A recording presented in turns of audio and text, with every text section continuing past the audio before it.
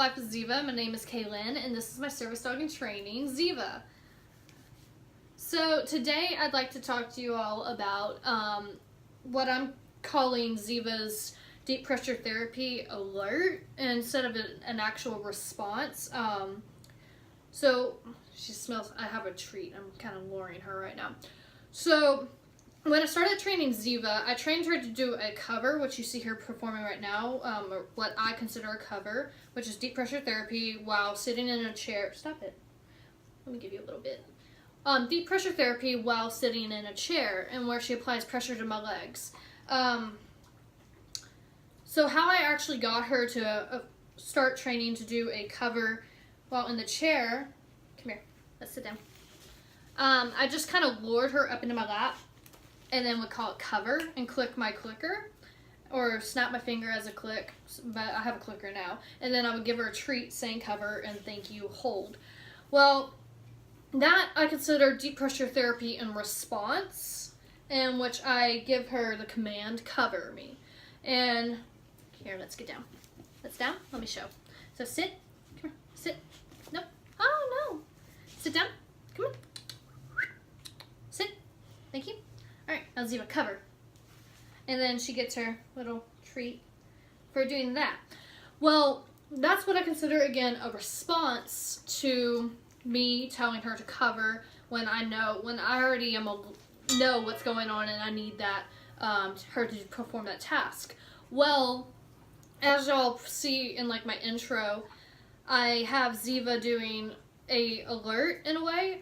She's going ahead and doing the deep pressure therapy without me giving her the command. I guess you could say by like giving the command, I am giving the command in a sense because I'm showing a symptom of, or I'm drastically mimicking a symptom I have when I have one of my episodes that she's supposed to help me with when she does do a deep pressure therapy.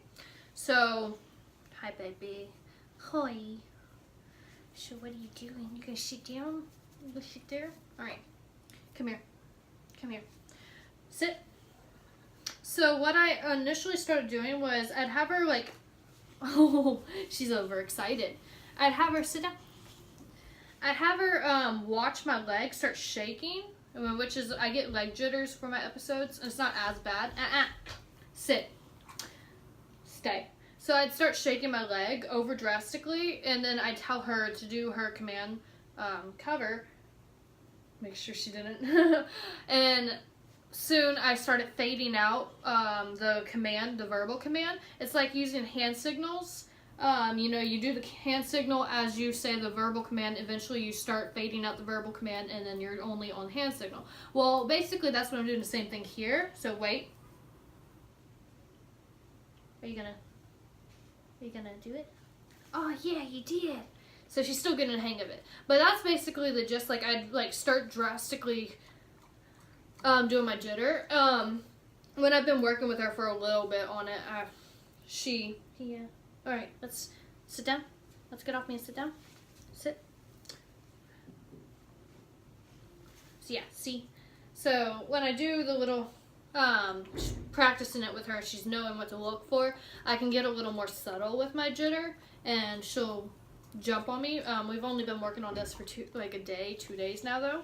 So it's not too much. But come back. No? Alright.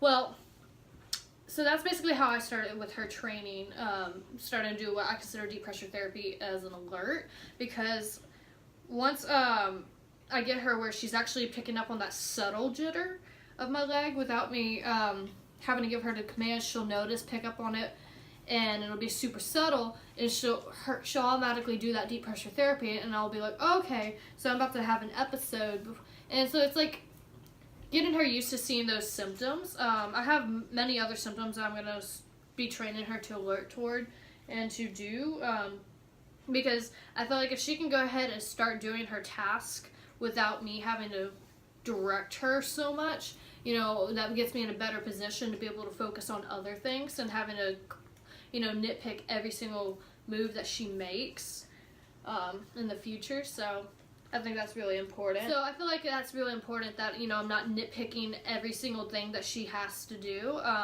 by nitpicking, I mean having to direct her every movement. If she can go ahead and already know what to do, you know, that puts me in a better position. You're gonna cover? She wants that treat. So it puts me in a better position to be able to focus on other things.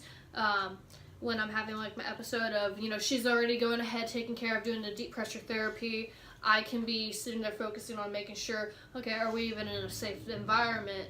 And, you know, if I need to direct her to get off me and we move to a safer area and then her continue doing her deep pressure therapy, or, you know, her doing her deep pressure therapy while I focus on looking at the environment and saying, okay, maybe I need to tell my friend what's going on, instead of sitting there fighting with, you know, the dog to be like, okay, do deep pressure, cover, you know, do this or something, and then trying to explain to my friend why I'm all of a sudden on the ground or something like that, or to a stranger.